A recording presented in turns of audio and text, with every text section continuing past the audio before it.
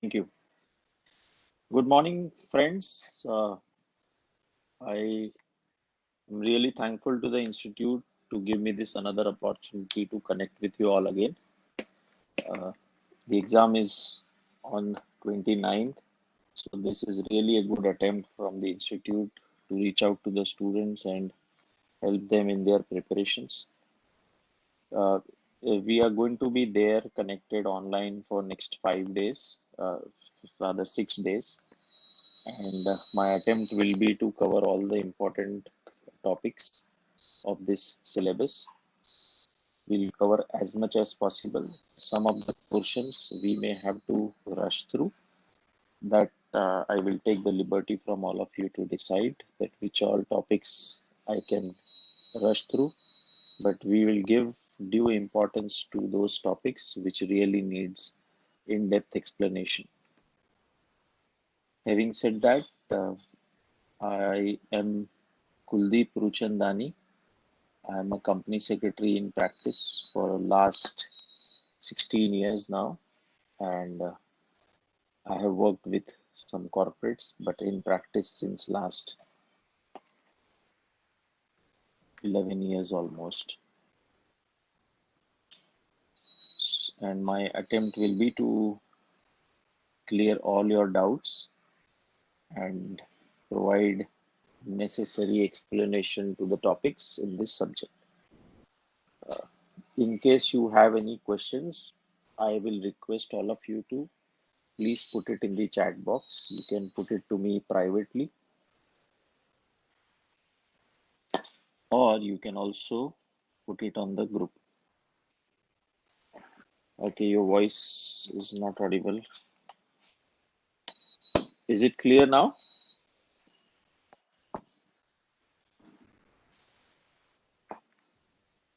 Yeah. Okay.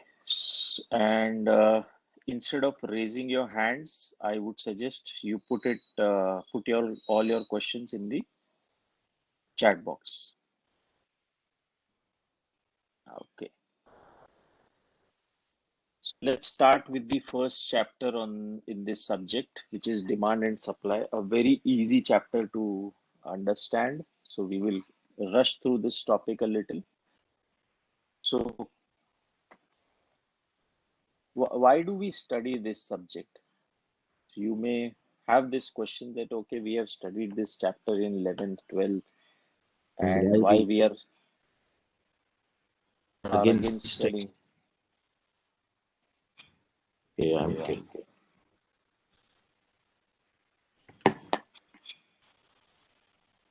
Okay, and why we are again studying this topic in CSEET.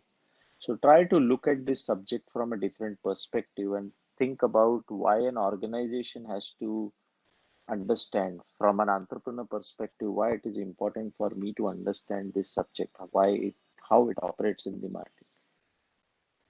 So there are few assumptions when these law of demands and supplies were made. And like every other law, there are assumptions and there are exceptions to this law. So in this chapter, we will see how prices are determined and how markets guide and coordinates the choices. Now, what is a market? A market is nothing but a network or an arrangement that enables buyers and sellers to come at a common platform and exchange goods and services as well as the resources. And the prices are determined. How prices are determined? So economists say that prices are determined mainly by forces of demand and supply. Because a product which has a huge demand, the supply also has to match, and if supply cannot be matched, then the prices also has to go up. So these are the two important forces which operate in the market when it comes to determination of prices. Hence, these two topics, demand and supply, becomes very important for us to understand and study. Now, Demand, it's very easier for us to understand because we all are consumers. We go and buy products and services. And hence, this is a little easy topic for us to understand. What is a demand? A demand is nothing but a combination of all these things. A demand is when someone is willing. So there has to be a desire to buy a product or services. When I have a desire to buy, as well as I have an ability to pay. These two are most important components. Third most important is willing. I have a desire, I have an ability, but I don't have a willingness to play, then that demand is not going to materialize into a transaction. Obviously, all this is going to happen at a given price and at a given time. But what are the three most important elements? There has to be a desire, there has to be an ability, and there has to be a willingness to pay. Unless all three prerequisites are present, it may remain as a desire or a want or a need, will never materialize into a demand. So demand, it's an expression by a consumer that I'm willing to buy a product or a service and I'm able to buy it. So when there is this expression of a desire backed by an ability and willingness to pay, then only it becomes a demand. Otherwise, it will remain as a desire or a want. Now, here time is an important element because a desire will eventually materialize into a demand over a period of time. But what we are talking on about is at a given particular time. Okay, I see a lot of people raising hands.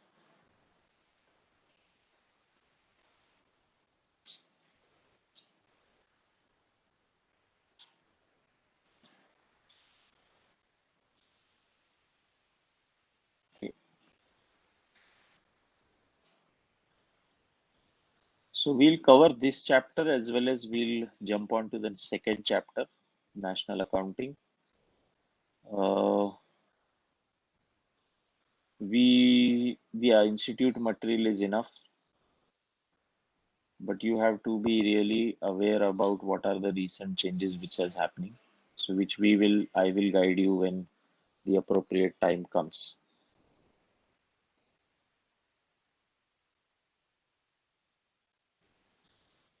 Yeah.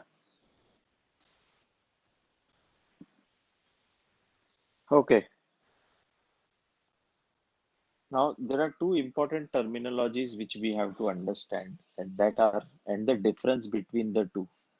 I have seen many students getting confused in these two terminologies, and hence, if you don't understand this, your concept is not clear, then the answer to a question might also go wrong.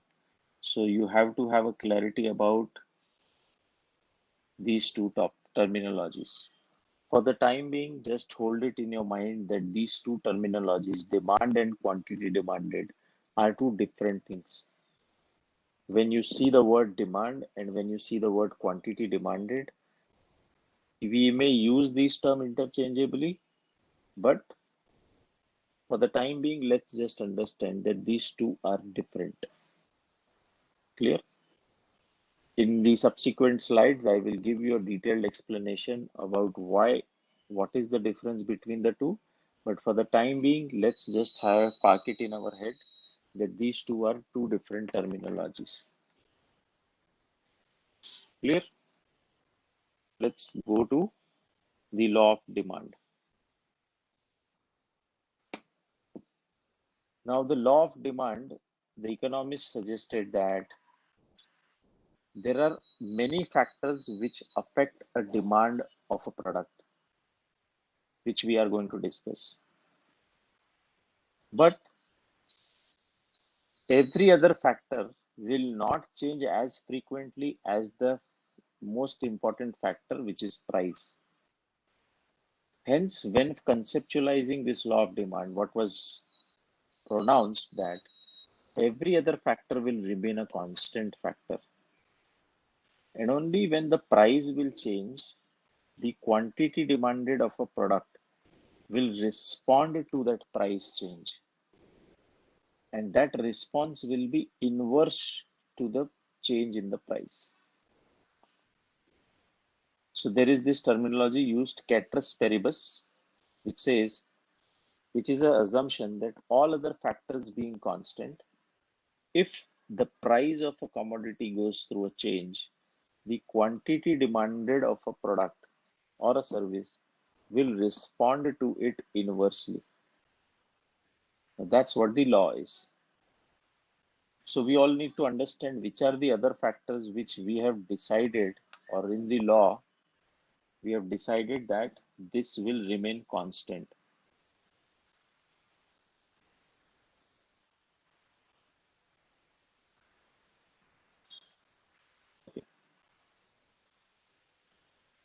So which are those factors? These factors are, first is the price. Price affects the demand. Second is consumer preferences.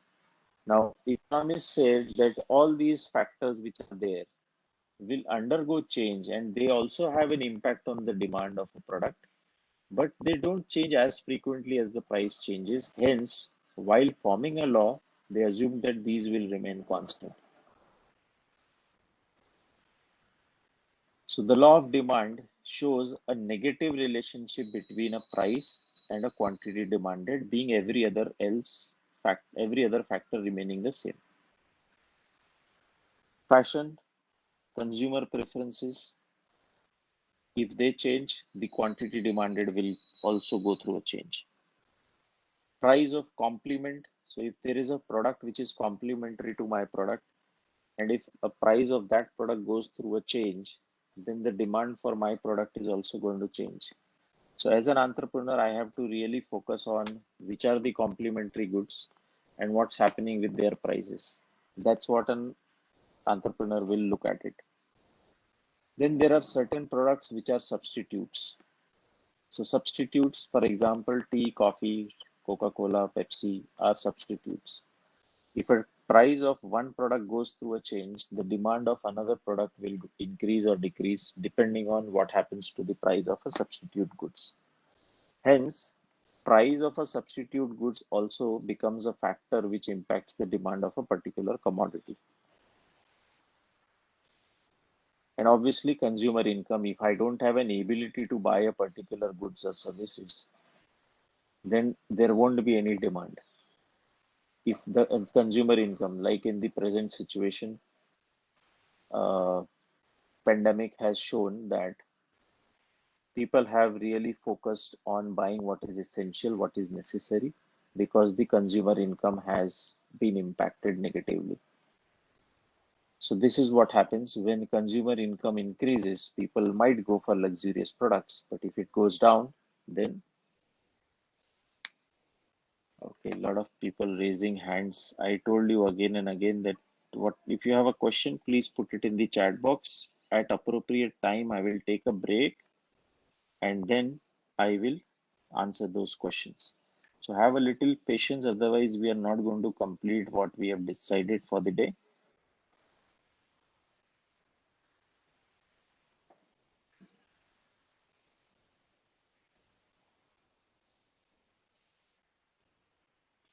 Am I not audible? People are saying I'm not audible.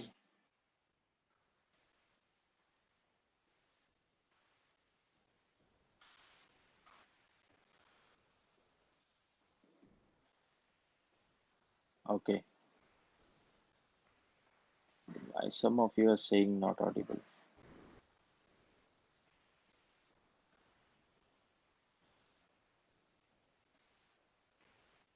Okay.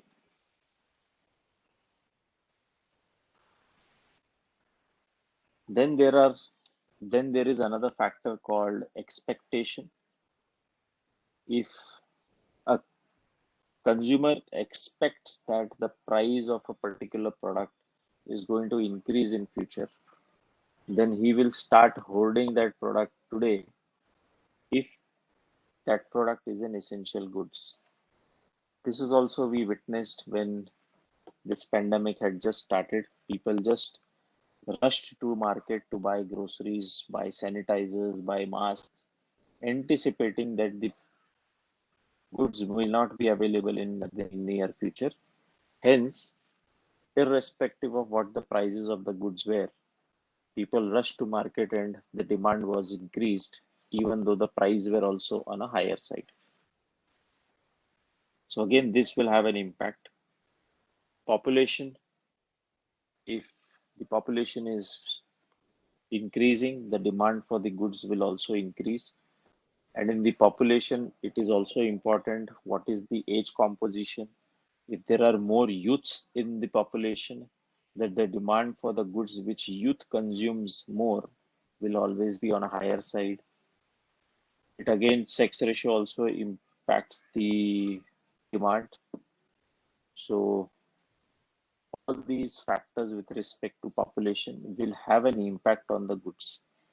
So more population, more demand, more youths, the demand for the goods which youth consume will be more. If there are more female than male, then the demand for the goods which females consumes more will be on a higher side. So all these will have an impact on the demand of a particular product or services. Then the another factor which impacts the quantity demanded is government policy. Government increases the taxes. If the government makes a particular product as a licensed product, makes entry difficult for the new player to enter, it will certainly have an impact on the demand of the particular product.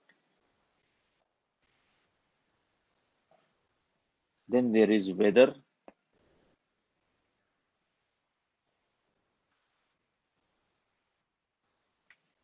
So weather, if weather changes and if more rains come, then the demand for the rainy products, the products which gets used in the rainy seasons will be on a higher side.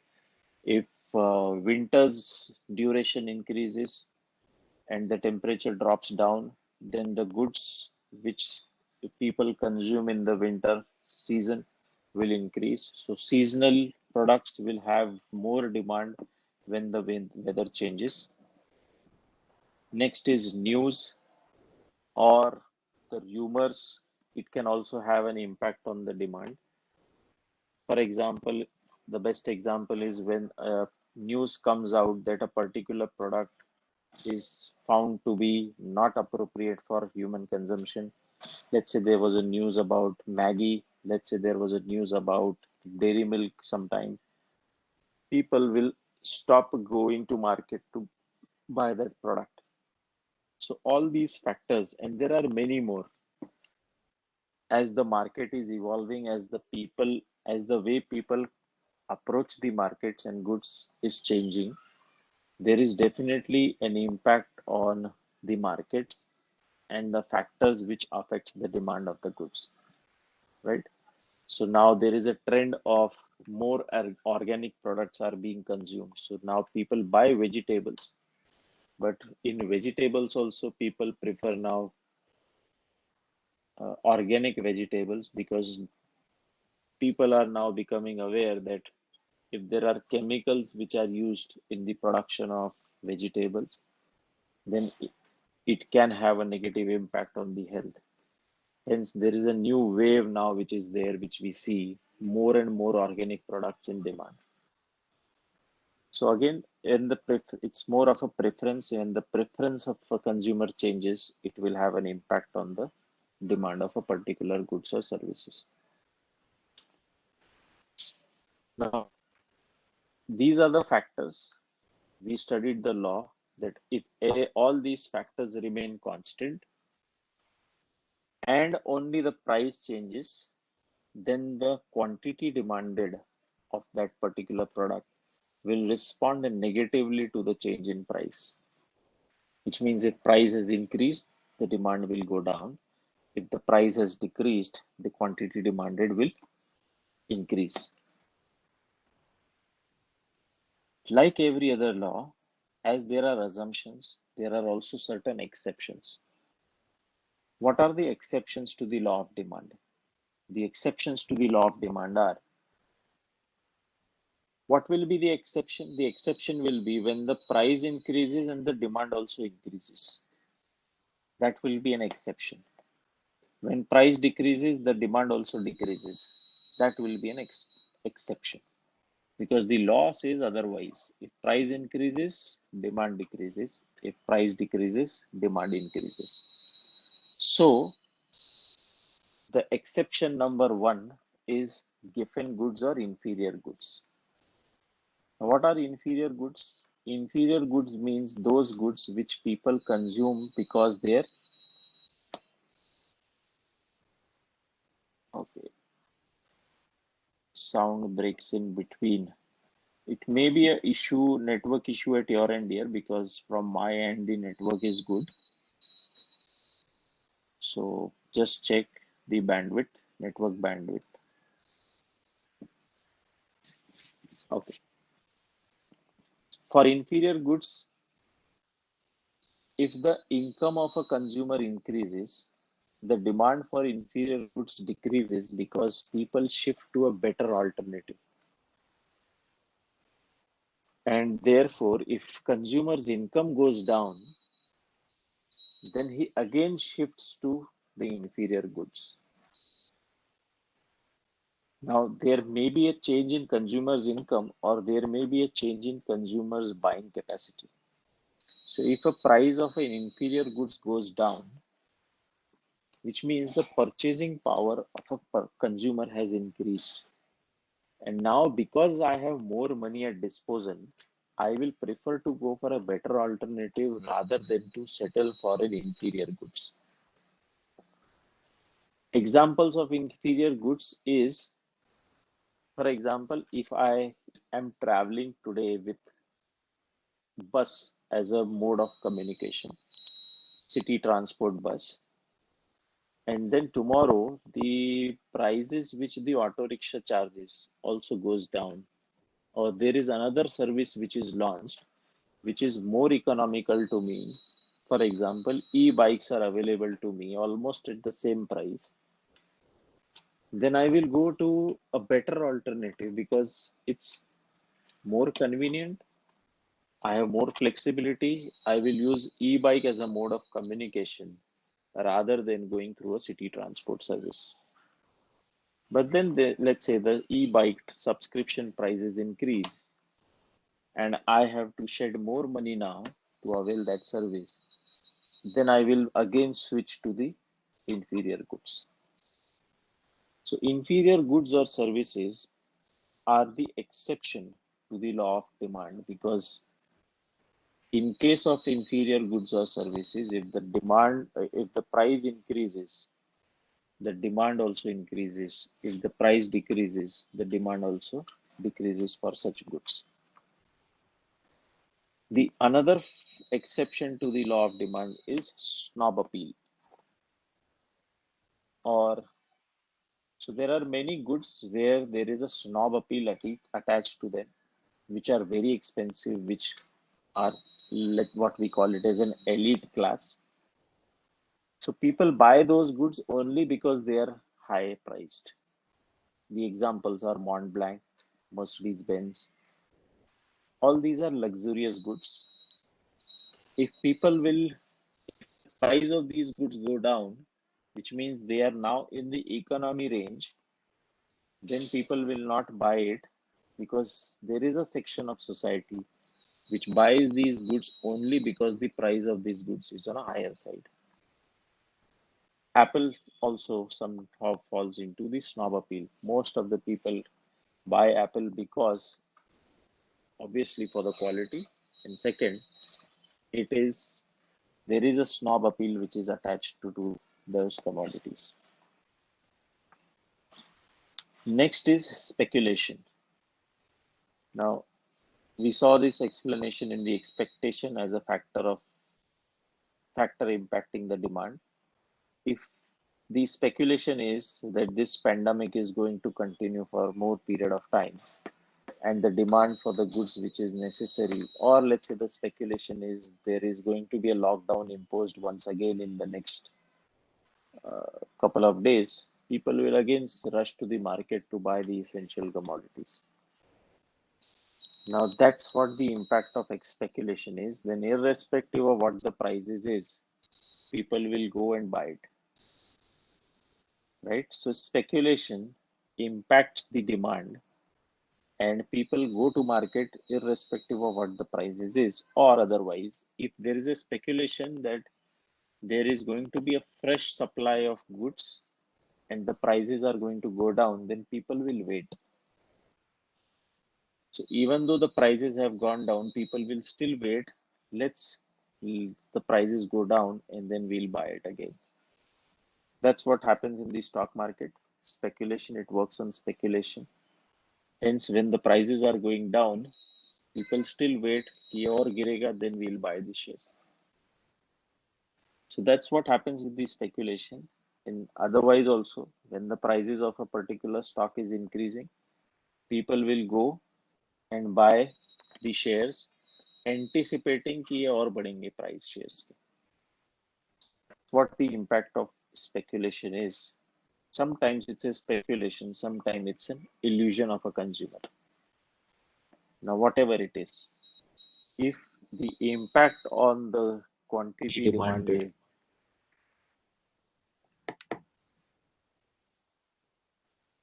if the impact on the quantity demanded is directly related to the price, then it's an exception to the law of demand. Okay, let me take a pause. Let me look at the question. The PPT, yes, I can share it. I will share the link of a drive. You can get these PPT from there.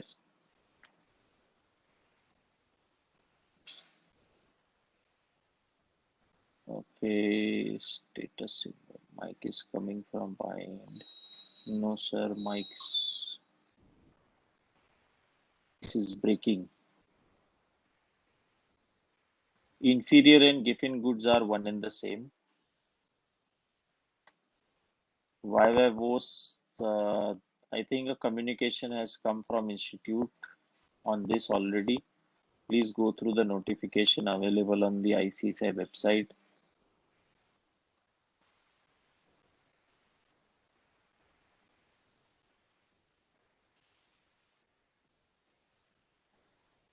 Okay. Let's move forward. Let's study the demand curve. So if we put the relationship of demand and supply,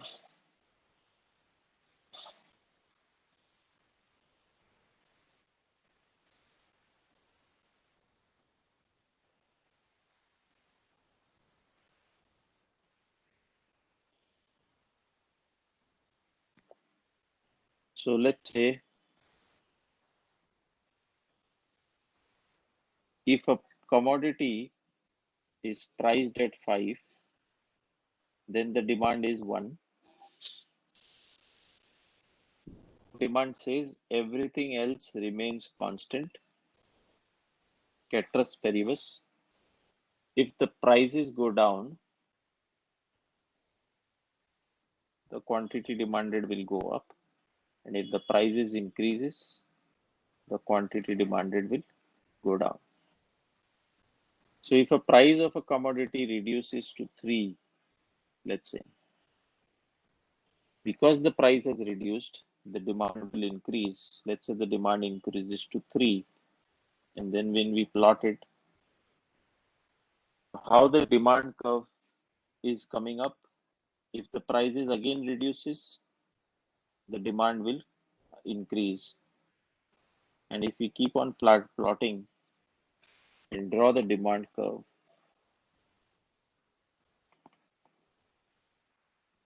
then the demand curve will be sloping downwards. Now, when we say the quantity demanded has changed because of price, The terminology which we used is quantity demanded.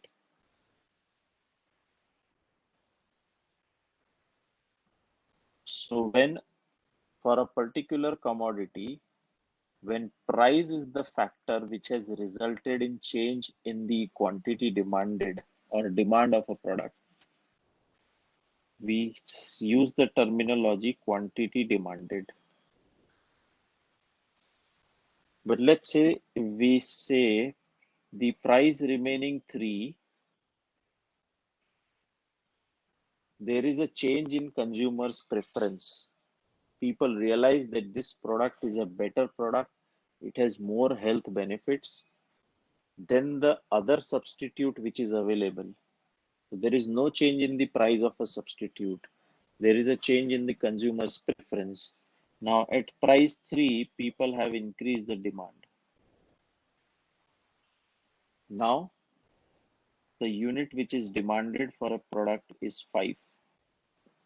At the price has remained the same, it is still the 3 rupees price. Now what has happened? The demand curve has shifted. When there is a change in demand of a product because of any other factor, we use the word demand. So what we will see, say the demand has increased.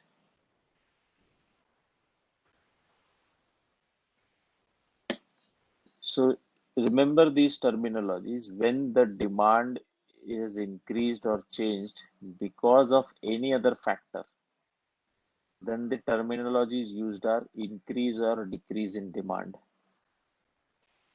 But when there is increase or decrease in the quantity demanded because of the changes in prices, the words used or the terminologies used is expansion and contraction of demand. And that's the difference. When we use the word demand, it talks about the change because of any other factor. When it is only because of the change in prices, we use the word quantity demanded to reflect, to show what is the impact of the change in prices. Clear? Okay. So in the MCQs, a question is expected and it will be a little confusing for you if you don't have this conceptual clarity, that correlate demand with the other factors. When it is price, it is quantity demanded. When it is any other factor, it is increase or decrease in demand. When there is change in the quantity demanded because of price, the words, the terminologies used to define is extension or expansion of demand or contraction of quantity demanded. Clear? Now let's go to elasticity.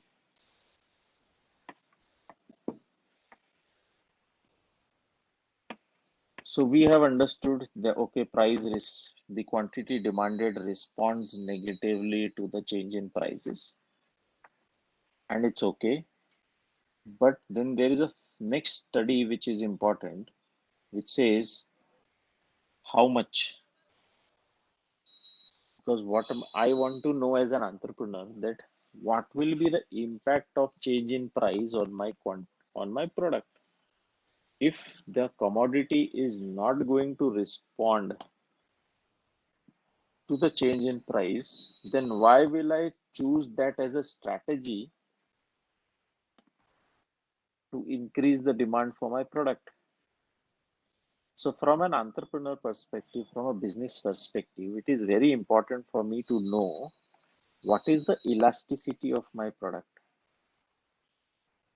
which means, is it really making a sense if I change the price? Will it really make a sense? There are certain products which we buy and we never look at the price.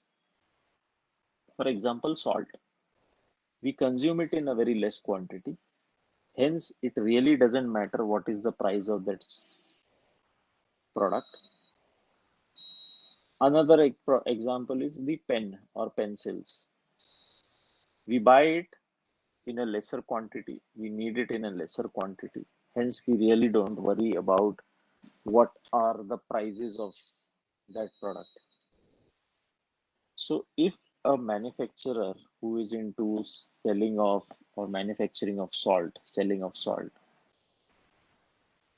he really needs to understand that if I have to increase the demand of my product, it's not going to happen just because of the price. Either I will have to include some differentiating factor,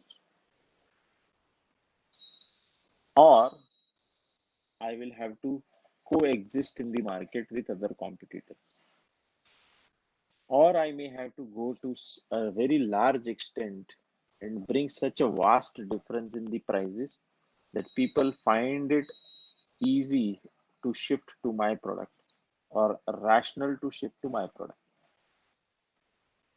Hence, this study is important that okay, price increases, quantity demanded decreases, but how much is what is the impact of change in prices on quantity demanded.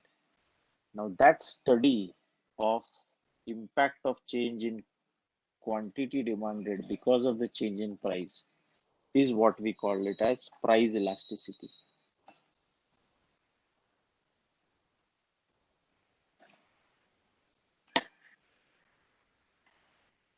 सो ये तो समझ में आ गया कि price कम होगी तो quantity demand बढ़ेगी, but कितनी, ये जरूरी है समझना. So let's understand through this an example. What possibilities are there? The possibilities are, if the price has reduced, the quantity demanded has increased from 10 to 12.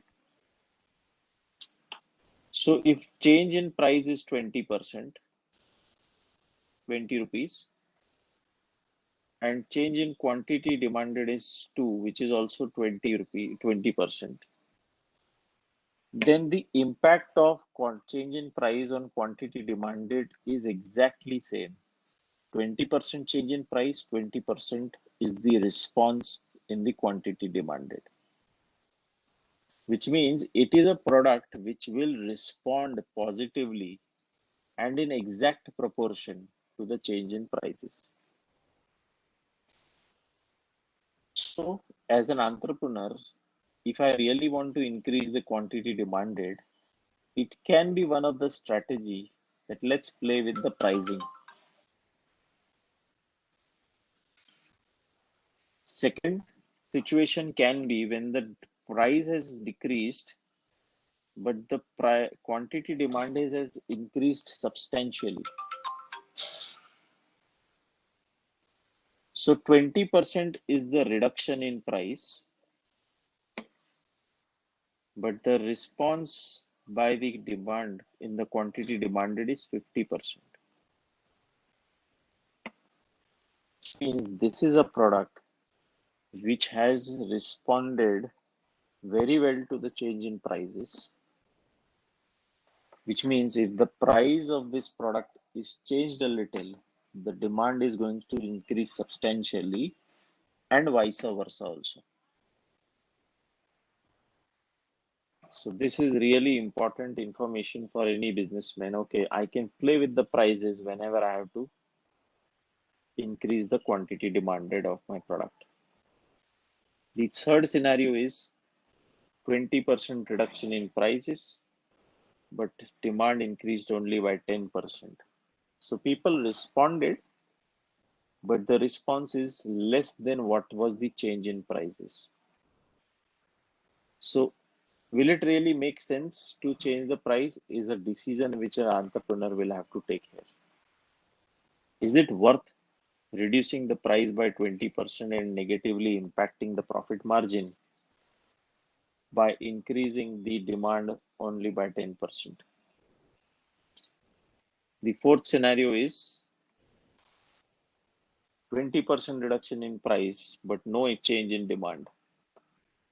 Then if I am a businessman into this kind of product, then I really need to look out for other alternatives, because people are not coming to market even if the price has gone down, which means people will buy this product only when they want.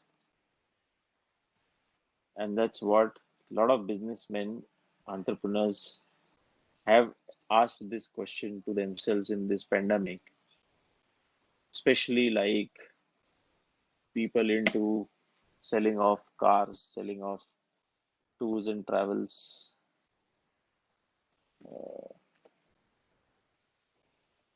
They have been negatively impacted because now people really don't look at these options, because what was important for people in this phase was survival, and therefore people in this phase have shifted to other businesses. So companies who were into selling of four-wheelers, two-wheelers have also gone into the business of selling ventilators and other products which are of essential nature during this phase. So this is a kind of shift of flexibility a businessman has to think about when he is in a business of a product which has inelastic demand. Then there can be another kind of situation where there is a slight change in the quantity, in the price, and the demand has increased substantially. So these are the possibilities, and a product will have a particular type of elasticity. So it is important for a businessman to understand under which category their product falls. Now, this situation, when it is exactly similar, we call it as unitary elasticity. When it is more, it is relatively elastic. When it is less, relatively inelastic.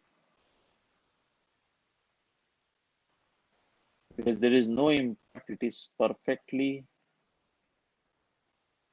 inelastic. And the last situation where there is a small dip in price and the demand increase substantially, this will be a situation of perfect elasticity. What is elasticity and what is the formula of elasticity of demand?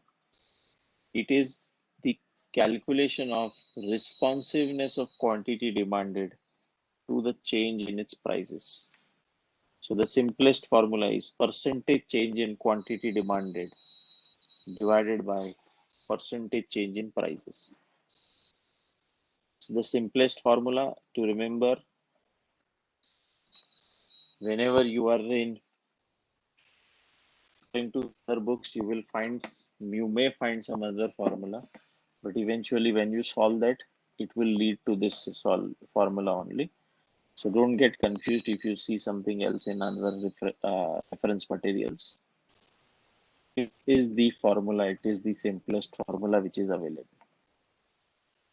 One easy trick to remember: if the response is good, then there is an elasticity situation. So when there is a response to increase in prices, be it to decrease in prices, when there is a response which is positive, then the situation is elastic. When the response is either negligent or there is no response, then that is a situation of inelasticity.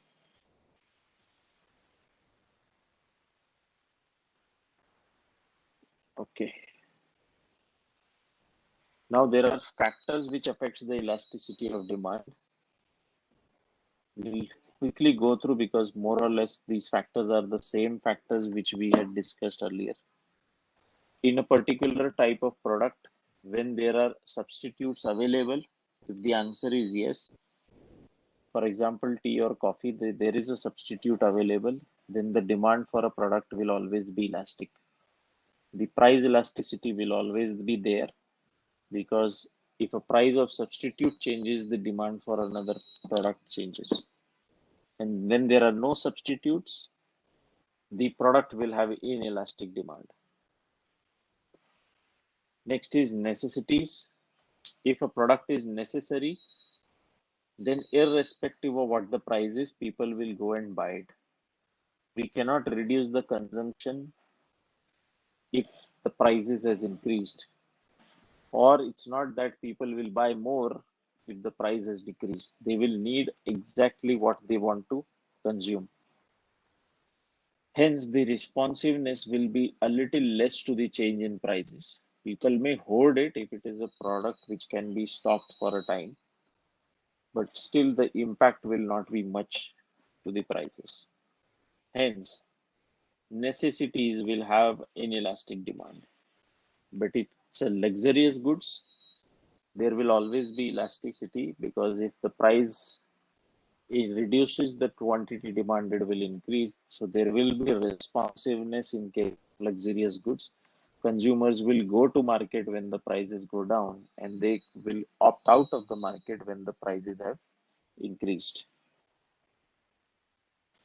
Next factor which impacts the utility, which impacts the elasticity, is utility, or the number of uses a product has. If there are more uses to a particular product, then the responsiveness will be more, because now I can buy a product and then use it for other purposes also. So people will buy more milk if the prices go down, because they can make paneer out of it, they can make cheese, they can make butter. Hence, the utility value of a product, if it is more, the responsiveness will always be more. But if there is a very less utility to a product, then their demand will be inelastic. As regards time, if there is a product which I need it immediately, I need it in a short period, I cannot wait for a long time, then the demand will be inelastic, because people are not going to wait for the prices to increase. They will go and buy the product, because it's a demand for a product which has to be met in a short duration, in on an immediate basis. But if there is a product like a house or a flat or an immovable property which can be postponed or delayed, which means if it's a product which is of a long term nature, demand is often for a long term nature, then people will wait for the market to show the correction and then jump in the market. So the demand for such kind of products will always be elastic.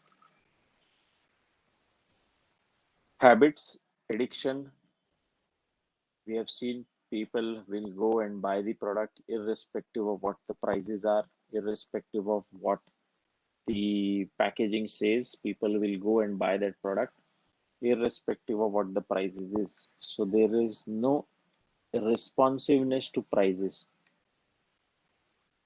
Whereas if there is a product which is not, or the consumer is not habituated to, or is not addicted to, then people will wait for the prices to go down and then only go and buy the product.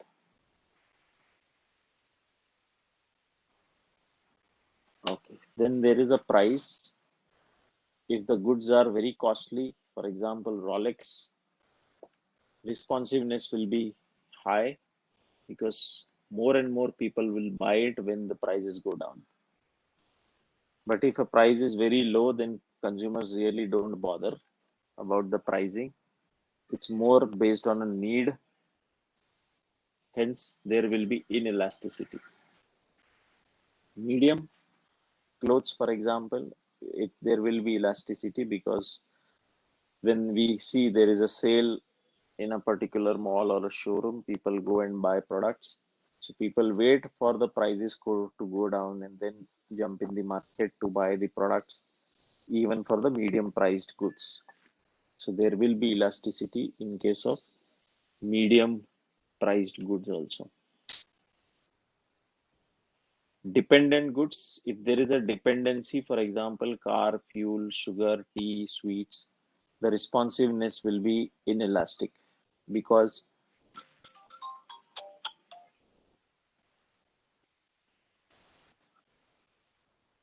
because people will buy a product because it's dependent on another product. So there is a dependency. It's not going to happen that because the prices of car has increased, the fuel consumption will go down or people will not buy fuel if the fuel has increased. If I have a vehicle, I will go and buy the fuel. It's not that I will wait for the fuel to go down because otherwise my vehicle is of no use to me. Hence, the responsiveness will be not that much. It will be inelastic. But when there is no dependency on another product, when it is a product which is selected in isolation by a consumer, then they will wait for the prices to go down and there can be a elasticity for a particular type of product. So these are the factors, and then there will be few more. Primarily, the objective is to understand to which kind of factor demand will be, the response will be high.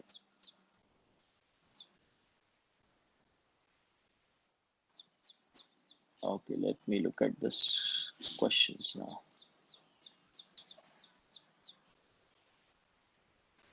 What is cross elasticity? We'll discuss. Explain the third again. Which one?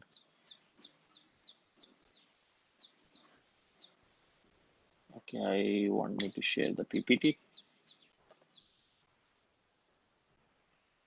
Give me a minute.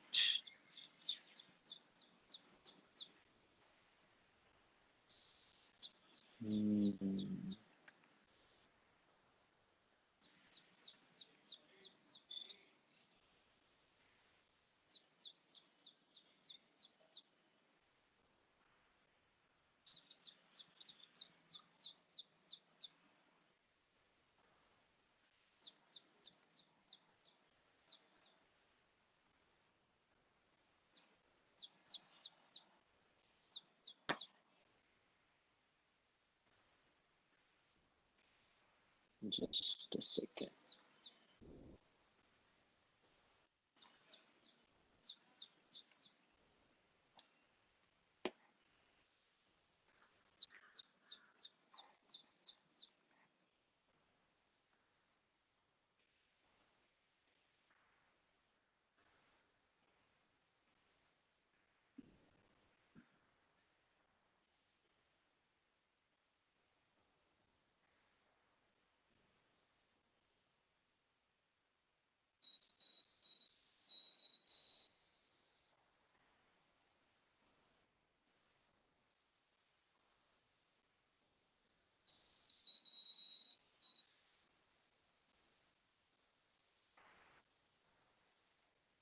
Okay.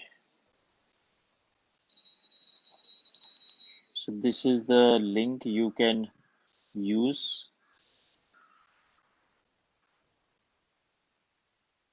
where you will find all the reference material. Please have this handy with you. You can download all the material which is there. There are some PPTs for the MCQs for practice purpose also. So you can use that.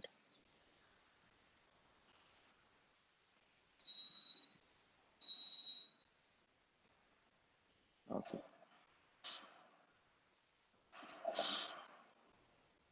No. So Pranav, the response in case of addiction will be inelastic only because people will not buy more because of the prices, or they will not reduce the demand if the prices has increased.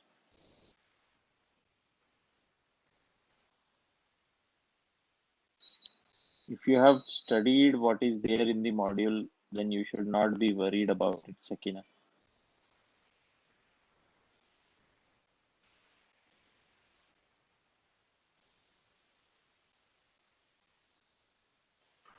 So sugar and tea inelastic, I'm not saying there will be inelasticity. I'm talking about dependency. If people have a habit of drinking tea and they drink tea with sugar, then irrespective of what the prices of sugar is, people will go and buy sugar.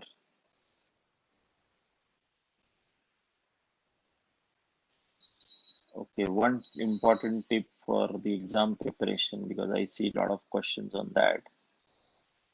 Please go through the module properly. You have not a very huge syllabus to cover. It's only 8 chapters in this subject. So one chapter a day also, I think 8 days your first reading will be done. So elasticity, you have to look at it from a perspective. I see some of you getting confused, so let me take a moment here. So in case of addiction,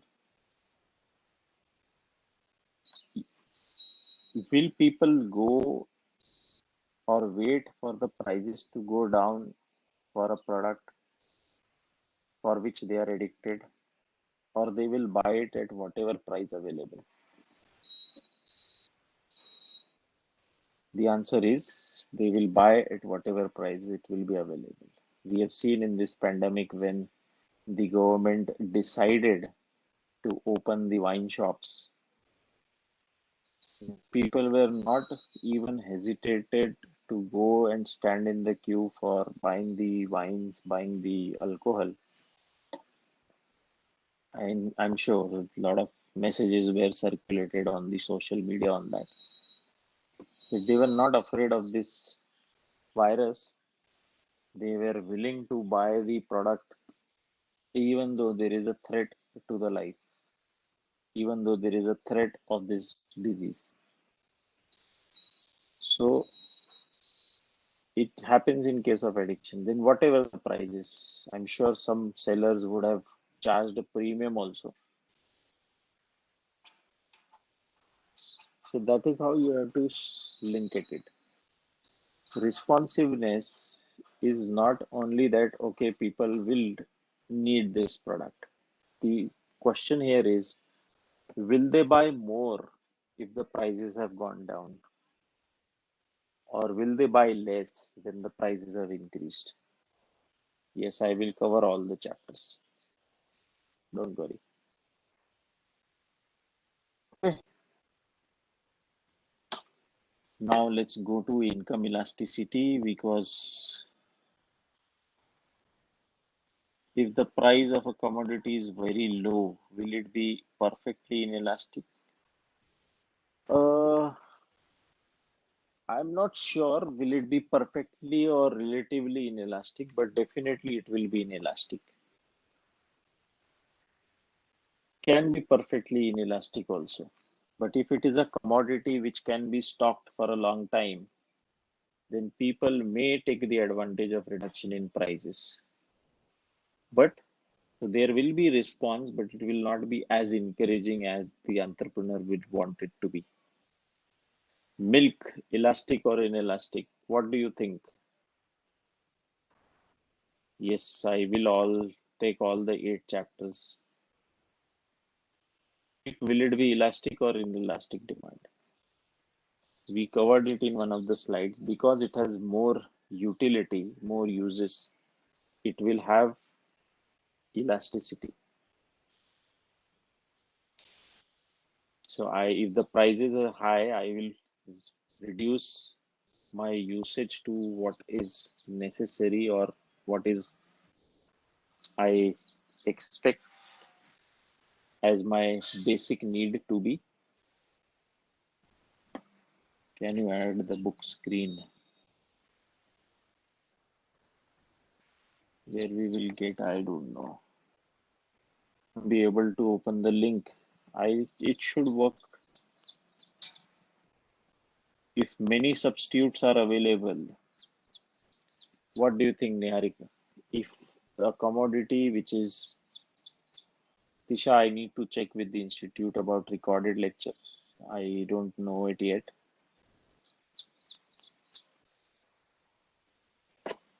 Okay, so let's move further.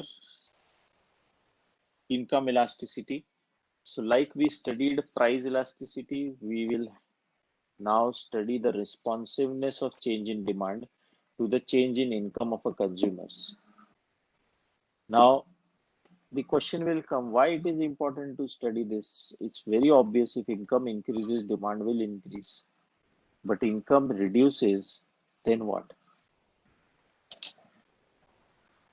So income elasticity is also important because is my product prone to depression? If there is a depression, will I be negatively impacted? That entrepreneur has to look at it. So which has happened, which we have witnessed in this situation, COVID-19 situation, that only those businesses have survived and sustained, or rather flourished, where there is inelasticity to income for consumer, which means whether the income increases or reduces, it's immaterial. There will be demand for those goods. So we will have to study this from different types of goods. For example, if those are normal goods, if income increases, demand increases. Inferior goods, because it's an exception to law of demand. If income reduces, the demand for inferior goods will go up because now people cannot afford normal or a better substitute, so they will go to an inferior goods. And there will be neutral goods, which means even if the income increases or reduces, the demand will remain constant. There will not be any change. So that's what the responsiveness of quantity demanded to change in income will be.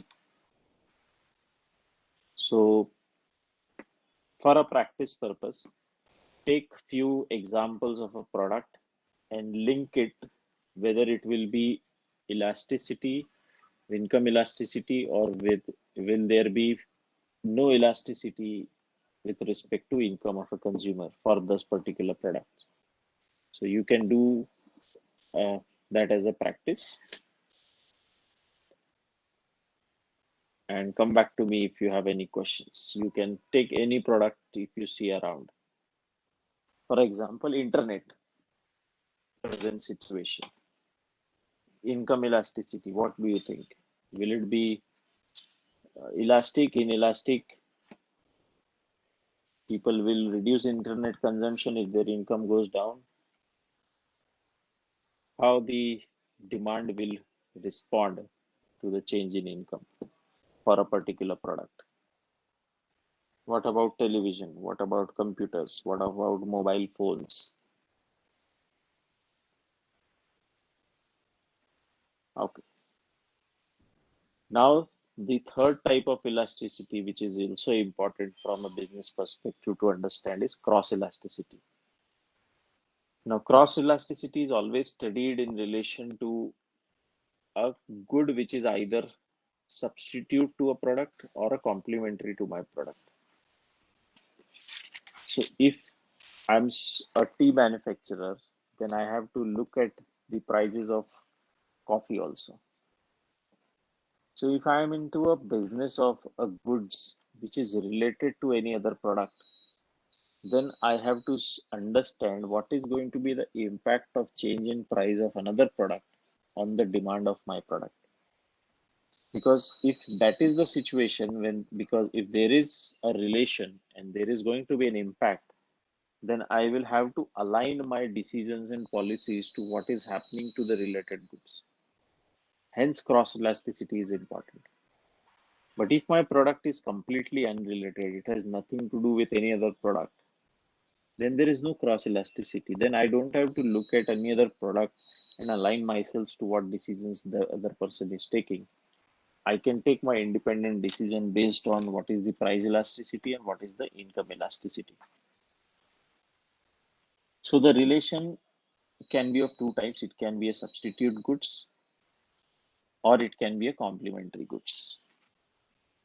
So in case of a substitute goods, let's say Pepsi, Cola, tea or coffee, if the price of tea increases, then the quantity demanded of coffee will increase.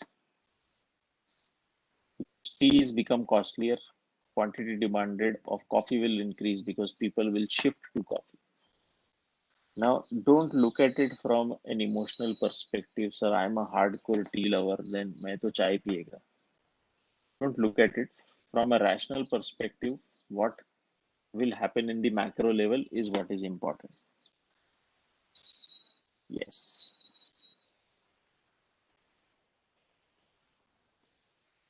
Similarly, if the price of a commodity has reduced, then the demand for the substitute goods will reduce because the demand for my product will increase now. So in case of substitute goods, there will be elasticity present because a commodity which is a substitute to another good will respond positively to the change in price of what is happening to the substitute goods. What about complementary goods? Let's say shoe polish, car, petrol. If the prices of car increases, the quantity demanded of petrol will also decrease because the prices of car has increased, the demand for car has also gone down. If the demand for car has gone down, the demand for petrol also will get impacted negatively. So here the movement will be in alignment to what is happening to the complementary good.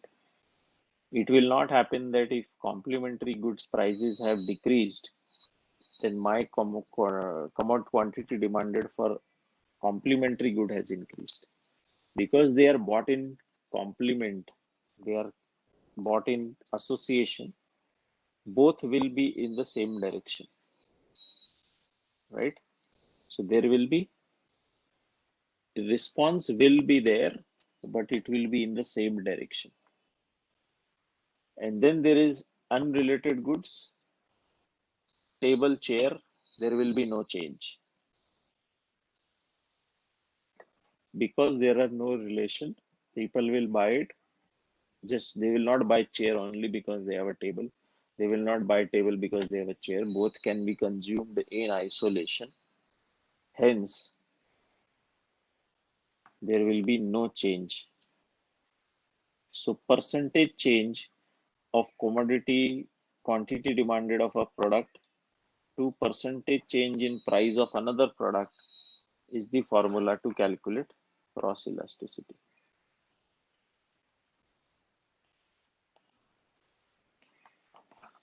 Okay, so now let's move forward a little.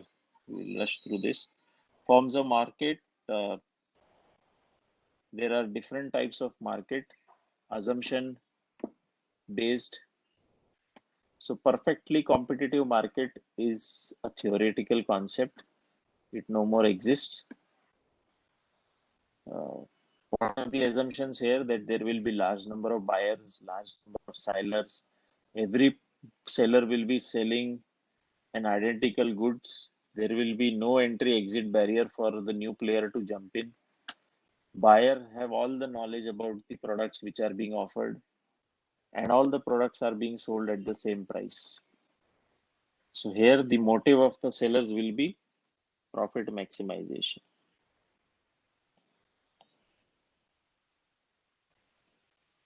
Very rare to see. Second type of market is monopolistic, which is a more realistic what we see. Here also there will be large number of buyers, large number of sellers. They will be selling a product which are not identical but similar. So they will not be exactly same, but there will be some differentiating factor. And because the products are different, there is a differentiating factor. The pricing also is different. The best more example which I can give you is the mobile phones. Products are similar with differentiating factors. Prices are different. Now consumers have a choice to make. They have variety to choose from. Hence, in these examples, sellers will not be price takers. They will be price setters. I will decide what is the price for a product in the monopolistic competitive market. Third is oligopoly. Few sellers, entry exit barriers are there. So no new firms can enter very easily. Because there are very few players, there will be some firms which are very dominant. In this market, this option which is there with the sellers is to compete or collaborate. The best example which I can give you is the cellular service provider. Jio entered the market. It's not very easy for any player to enter into this telecom market. Very few players. One player enters, becomes a dominant firm. Others have an option to compete or collaborate, and that's why we saw the collaboration between Idea and Vodafone. Here, the dominant firms will set the prices. Jio set the prices, and then every other firm has to follow the same if they have to survive in the market. Large number of buyers is also one features, and they will be price takers. They really don't have any command on what will be the prices.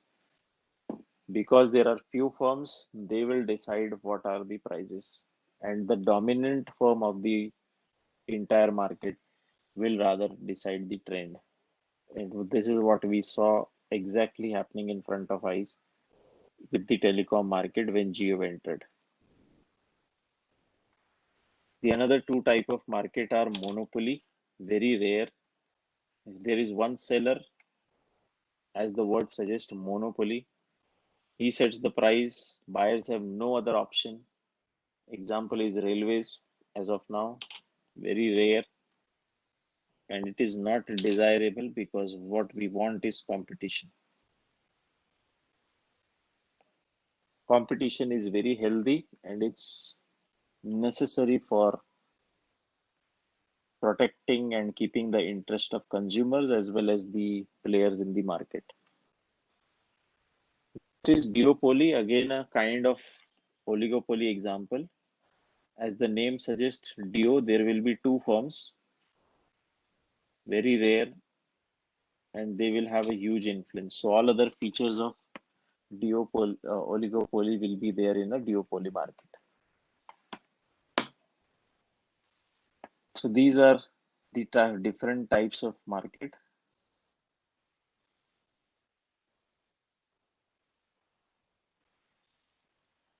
Yes.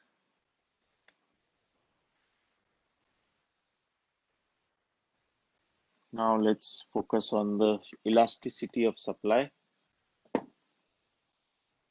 So supply and demand. Supply, in case of demand, there is an inverse relationship with the prices.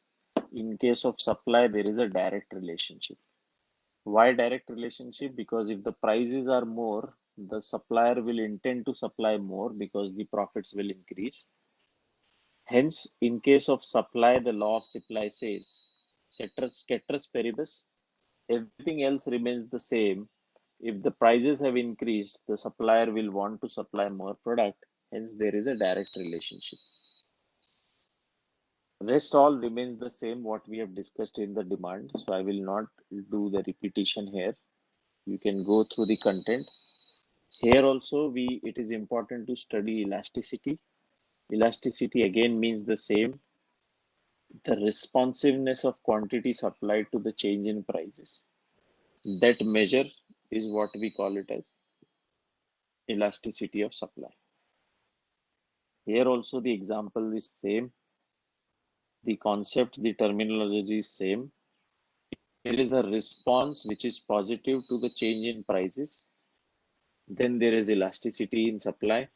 When there is no response or very less response, there will be inelastic situation.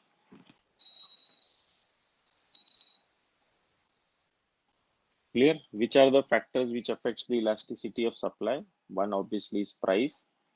Second, future change. If I anticipate that in future the prices will increase, then the quantity supplied I will reduce now because I will wait for the prices to increase and then supply more. Similarly, cost of production. If cost of production increases, my profit margins will go down. So I will increase the prices, and because the prices have increased, and then I will increase the quantity supplied also. Or if my cost of production has gone down because I have brought in some new technology, reduced my cost, then also I will supply more even if I have not increased the prices, because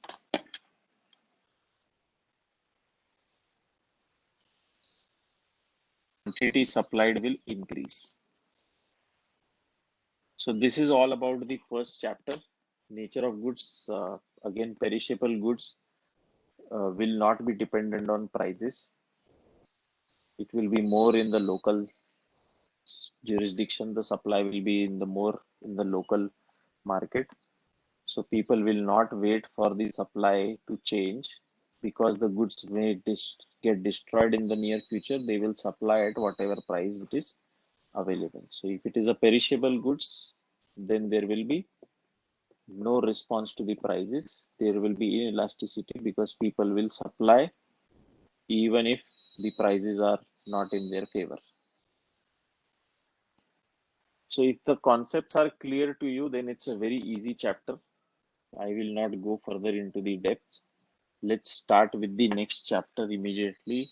I will give you the brief of the next chapter and then we will continue tomorrow uh, with the national income chapter. We'll start with national income. Let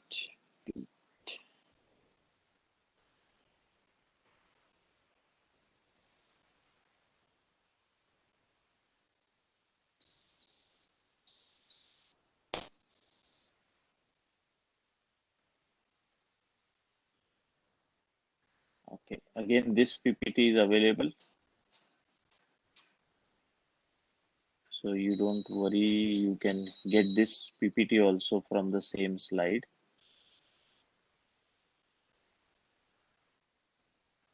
Okay, so why this? Send this PPT. It's there in the drive. You can take it from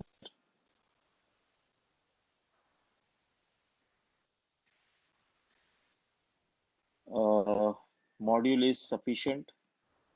You can refer the module. It's more than sufficient for the exam, is what I feel. Don't, at this point of time, don't think about any other content also. Whatever is available provided by the institute, and because this is the first time the exam is going to happen, the chances of questions come from different source materials is very low. If I would have been at your place, I would have stick to the module only. Here, Sanjot, it's there on the drive.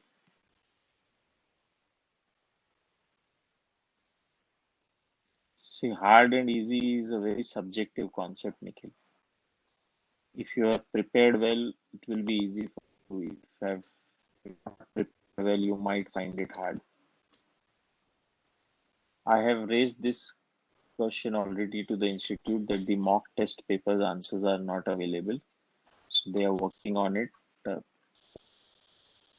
out with some communication on that. PPTs are there on the drive link I have shared with you. I will again share the drive link. All the links, all the topics which we will be discussing will be there.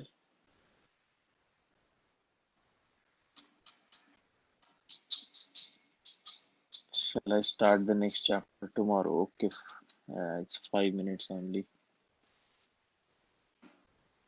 Fear, don't fear, Nikhil.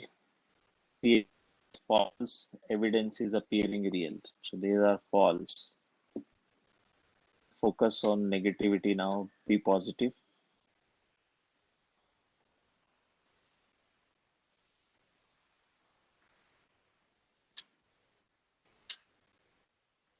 It's too tough. No, it's not tough here. Change your approach, change your thought process. Start believing that it's easy and it's doable. And anything you start with positivity, it's going to be very easy for you. Understand one thing, dear. When you are standing in a firm ground. जब हम दलदल में कीचड़ में खड़े रहते हैं ना तो जंप मारना बहुत मुश्किल होता है, ज्यादा ऊंची छलांग नहीं लगा सकते. And the other key is the negativity, the fear, the nervousness which is there. But when you are standing on a firm ground and want to jump, you can jump higher. So remove that negativity from your mind. Now, how do you do that? Even some triggers which takes the negativity away. So focus on the triggers. For example, for me, it can be a one beautiful article which one small video on YouTube which I see, I feel motivated. Then I do this more often. It can be music, but it cannot become a distraction for me. 5-10 minutes I'm exposed to that piece of music. I feel motivated, negative, and I'm getting booked. One simple formula which I use in life is CAR. C stands change what is changeable. If I have a control on a particular thing, I'll change it. It is changeable and I want to change it, I will change it.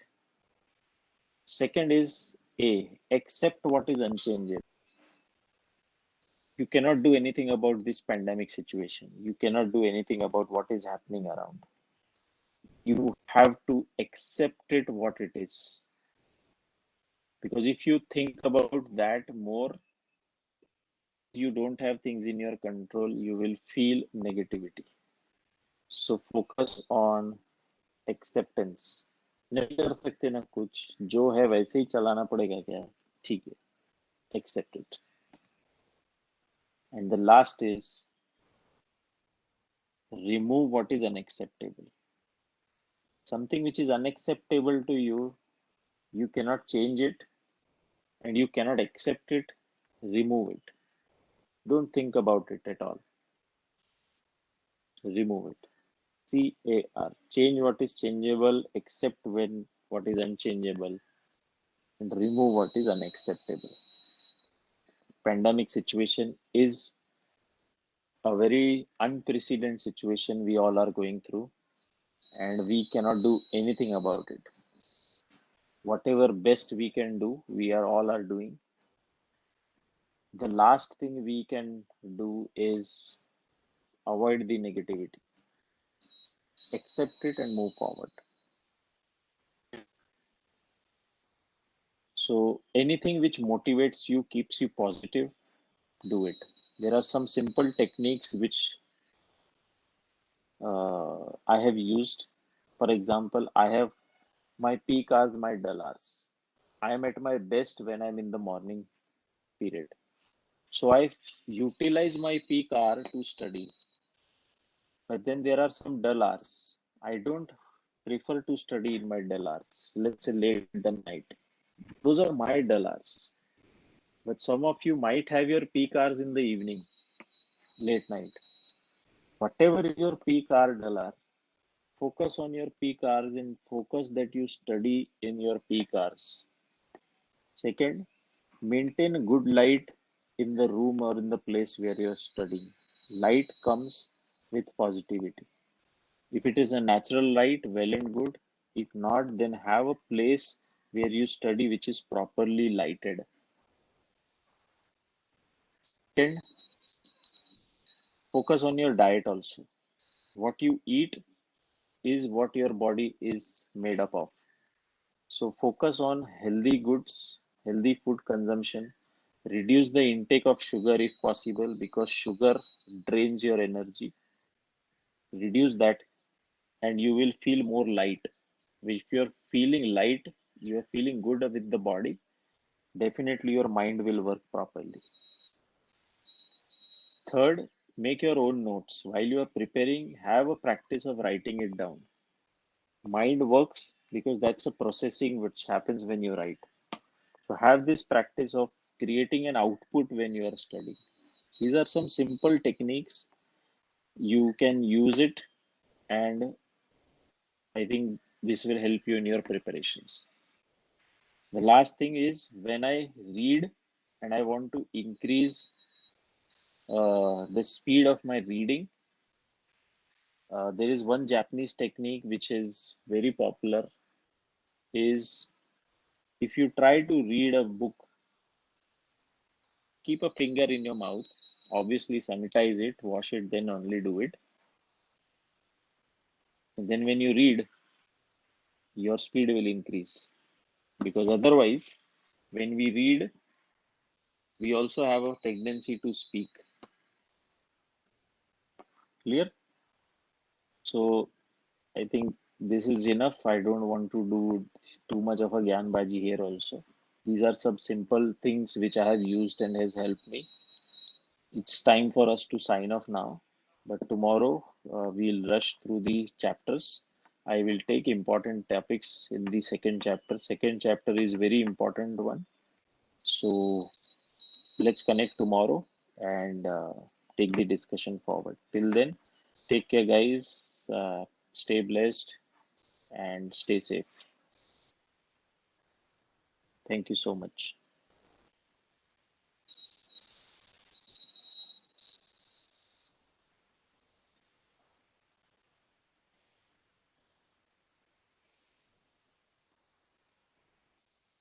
Bye bye.